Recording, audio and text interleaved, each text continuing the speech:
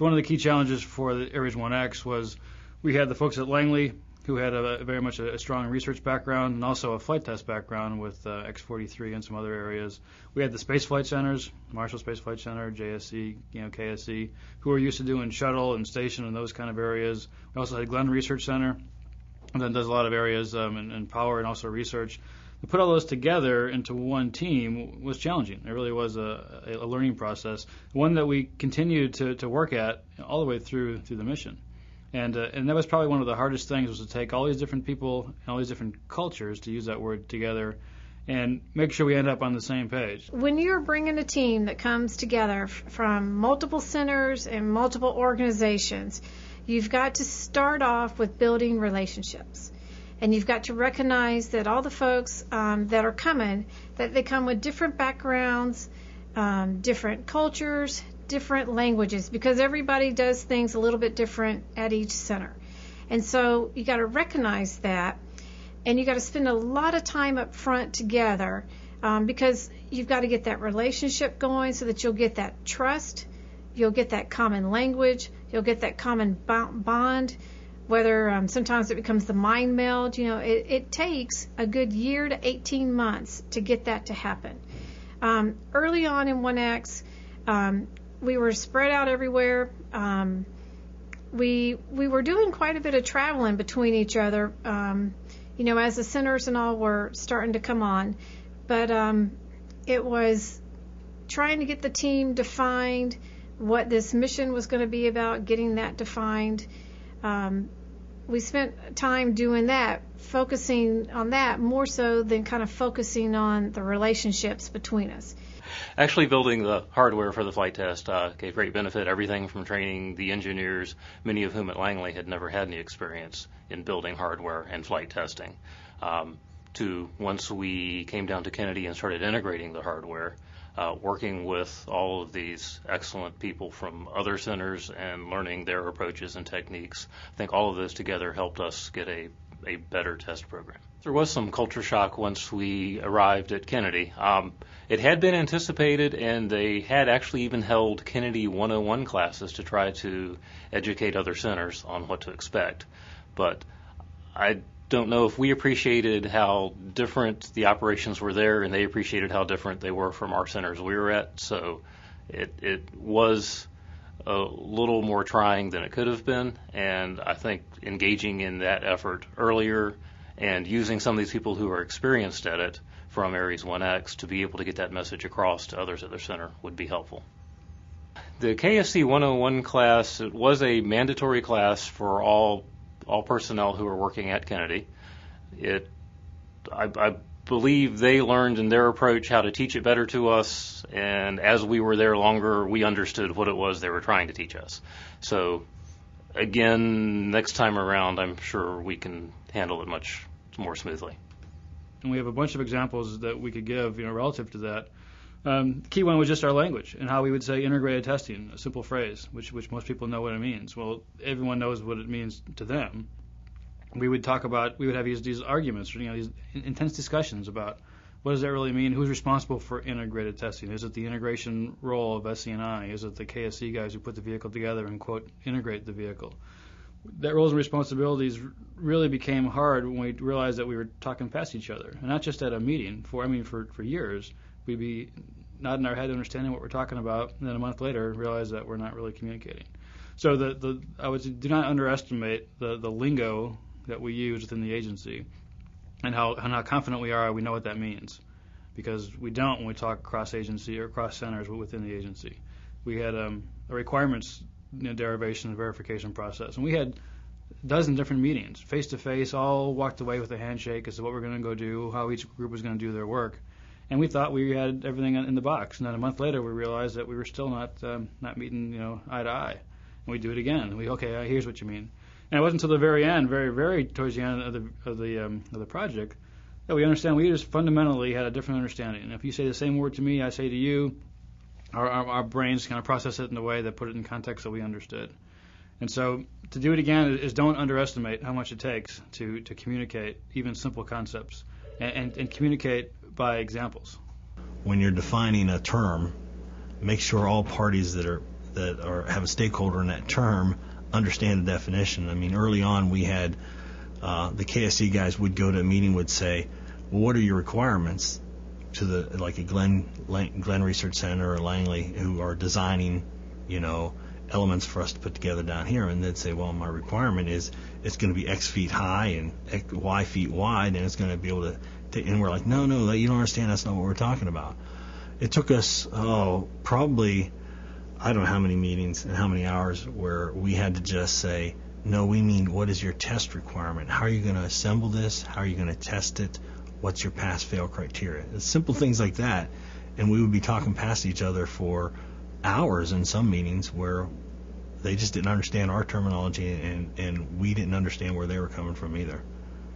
I think it would have been very beneficial for us in 1X if we, at the very beginning, when we decided, what requirements we were going to use, if we had gone ahead and taken a requirements team that represented the entire team, because remember earlier I talked about we learned about language and culture, and even though all of us might have been saying the same words, we had multiple definitions based on what center and culture they came from, and unfortunately, I don't think we recognized that early enough. There's either a big age gap, they're coming from a different background, different program, different center. I would advise or recommend that at the end says, okay, do you all understand when I say this is what it means to me? And you'd be very surprised also to go, well, no. And right then and there, before all of you all go out and leave and go in different directions, you can solve 95% plus of what's going to later on be miscommunication and arguments and just redone work. If we were to do this over again, or we were to try and give knowledge to another team doing it, what I would suggest is that we speak in examples. So we talk about not terms and definitions and acronyms, but actually go down 2 or 3 or 4 levels deeper than you think you need to at day one of the project. Example would be in the requirements verification part of it. We write a requirement, you need to do the following, and verify it by you provide me these things. Everyone seems to nod their head and understand that. Well, have those folks go through and bring you an example back of what you think that you just told them to go do. With as many numbers or context as you can, and say, this is what I think you said, and bring you this. And I think you could talk about specific examples, again, 2 or 3 layers deeper than you typically would at a phase A or pre-phase A. But just talk through, here's the product I'm going to give you 3 years from now. This will look just like this. We'll fill in the numbers here. I think that would be very enlightening when people realize, well, that's not what I want. But only by going through 2 or 3 really deep dive type of examples will you flush out those lingo differences that you have and those cultural differences that you have within the center that you'll discover 2 years later, but by then you're just scrambling to try and get things done. So one of the things that I did when I came in, and Bob Esp really pushed this quite hard, is that to try to bring together 5 different centers and all of the contractors into a seamless single project. And one of the things that I really pushed, because I was the SE&I lead and I really wanted to make that happen, is I made sure that we didn't mention centers. We didn't mention, if we had an org chart, centers weren't on it. As a matter of fact, every time I saw one, even at the mission level, I'd say, take the centers off, because I did want anybody to constantly be reminded about what center they were from, because it didn't matter. You were the right person for the job, you were technically competent, and we trusted you to do the job. It didn't matter where you were from, it didn't matter who you worked for. That was what we wanted. And so we went with that philosophy, and that was just one of the little ways, but it was subtle, but really had an impact on the whole project in forming this team mentality and making sure that we're a tight, cohesive team, and we're all about getting the project goals done and not what a particular center might or might not want us to do. So the lesson that I would say that we would take forward to any new program is that the integration parts really need to get out of the center mindset. This is the way it's done at Marshall Space Flight Center. This is the way it's done at Johnson Space Flight Center. This is the way it's done at Kennedy Space Flight Center, or this is the way it's done at Langley Research Center. That mentality needs to be shed.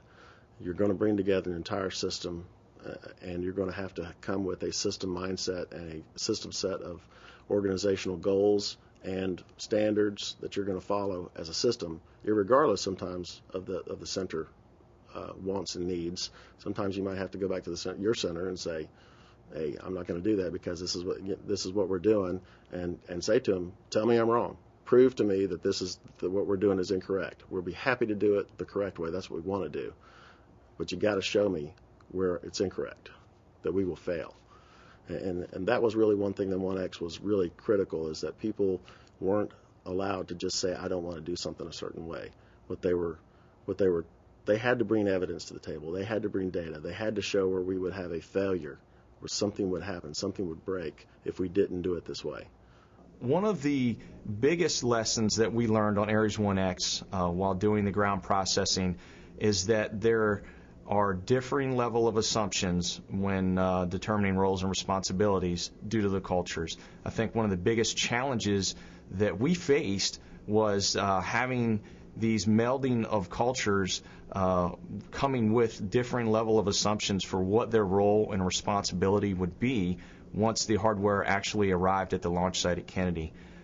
I think inherently the design engineers, the designers of the hardware, you want to hold on to that. You definitely have a passion and drive, and you want to be involved all the way to the end. And I think that's something that the launch site folks didn't quite appreciate, because they come from a culture that is much different, that was based off of solely technical excellence and working in an environment in which the hardware was turned over to them. They were considered the subject matter experts, and they didn't have the same level of engagement that we saw in Aries 1X. So in hindsight, I would say that the teaming up front could have probably eliminated some of the differing level of assumptions had we talked in specific terms to determine who was responsible to deliver what product and what processes they were to follow.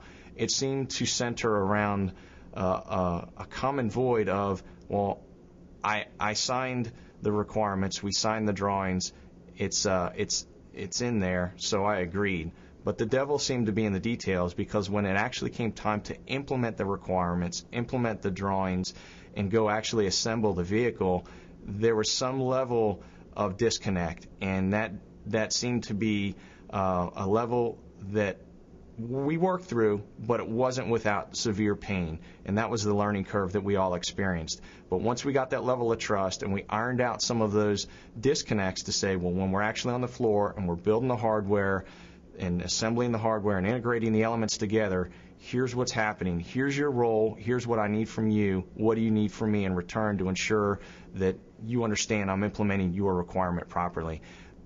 Another lessons learned that we had in the Aries 1X project was during the team building phase. And I can't stress enough how important it is to build trust into the relationship up front. One thing that we experienced during the design to operations transition here at Ground Operations was that if you didn't have the appropriate level of trust and working rapport built in your relationship, well, guess what? You experienced that development during the execution on the floor, and it was a great challenge to overcome. But I can offer that once you did have that level of trust built into the relationship, there was not any challenge that couldn't be overcome.